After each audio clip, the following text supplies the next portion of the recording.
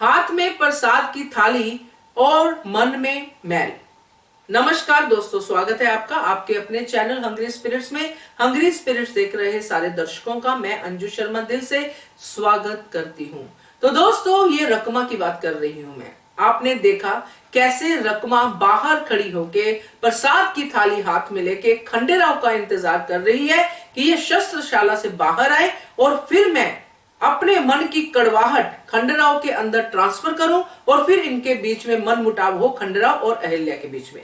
चलिए बात करते हैं इसके ऊपर, मगर पहले वही गुजारिश, जिन्होंने अभी तक चैनल को सब्सक्राइब नहीं किया है कृपया कर लीजिए। साथ में दोस्तों बेल आइकॉन दबाइएगा ताकि आपको हमारे वीडियोस के नोटिफिकेशन मिलते रहे।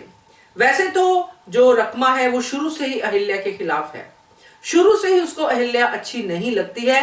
कहीं ना कहीं वो अपने आप को अहिल्या से ऊपर समझती है, मगर हमेशा अहिल्या आगे होती है क्योंकि वो काम ही ऐसे करती है। मगर ये काम ऐसे नहीं करती है, इसलिए इसको कोई पूछता भी नहीं है। अब जो वो काम कर रही थी, एक तरह से वो द्वारिका की हेल्प कर रही है, क्योंकि द्वारिका ने भी यही सोचा है कि खंडेराव और अहिल्या के बीच में मन मुटाव बढ़ाओ। अगर मेरी बेटी की गृहस्थी पे असर हुआ है तो इसकी गृहस्थी पे भी असर होना चाहिए, ये द्वारिका ने सोचा है। और रकमा तो शुरू से ही ऐसा कर रही है। वो ना सिर्फ अहिल्या को बल्कि वो खंडेराव से भी खुंदस खाती है, क्योंकि उसको लगता है कि खंडेराव जो है तुक्कू जी से छोटा है, मेरा पति होना चाहिए था युवराज। तो ये जो सीन हमने देखा, इन सारी चीजों को समेट के इस सीन में लेके आए हैं कि जब खंडेराव मुहिम से वापस आए तो खंडेराव खुश थे, सब खुश थे, सब चीजें हो रही थी। जो इतना बड़ा काम हुआ है घर के अंदर उसके ऊपर भी चर्चा हुई, जो धनाजी वाला हुआ, मगर तब तक रकमा का कोई हमने देखा नहीं। अब रकमा आई है सामने और कितना नाटक, बाप रे बाप, कहां से शुरू की बात और कहां पहुंच गई।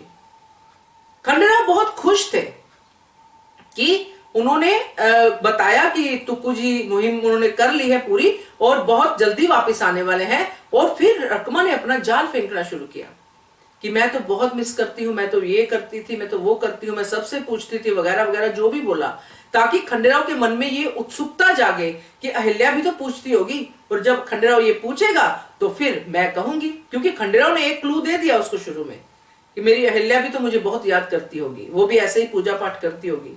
मगर एक तरफ तो रकमा कहती है कि मैं घरेलू स्त्री हूं, खंडेराव और जो अहिल्या है उसके ऊपर बहुत जिम्मेदारियां हैं। फिर यहां से बात शुरू करके कहां की कहां पहुंचा दी उसने बात, और पूरी तरह खंडेराव के मन में इस बात को बिठाने की कोशिश की। तो रकमा तो दोस्तों अपने इस तरह के कार्यक्रम के लिए अब मशहूर ही हो चुकी है, क्योंकि वो सीधी सोच तो रखती नहीं है। तुक्कू जी को भी वो बोल देती है कि मैं ऐसा ही करूंगी। कितनी बार हमने इस चीज को नोटिस किया है। मगर यहां पे बात करना मेरा इसलिए आपसे जरूरी था क्योंकि जब कोई इस तरह के आडंबर करता है कि हम बहुत मानते हैं, हम बहुत भगवान के चेले हैं, हम बहुत मानते हैं भगवान को, मगर भगवान की आड़ में आप ये सब चीजें करते हो तो दिल दुखता है। भगवान सबको प्यार करते हैं, भगवान के मन में सबके लिए दया भाव है, सबके लिए है।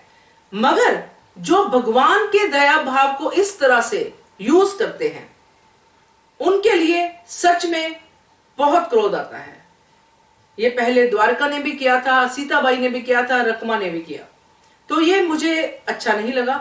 तो आपका क्या कहना है इसके बारे में आप कमेंट करके बताइएगा। देखते रहिए channel hungry spirits. Thank you so much. Subscribe to our channel by clicking the subscribe button. Click the bell button and enjoy the latest uploads from our channel.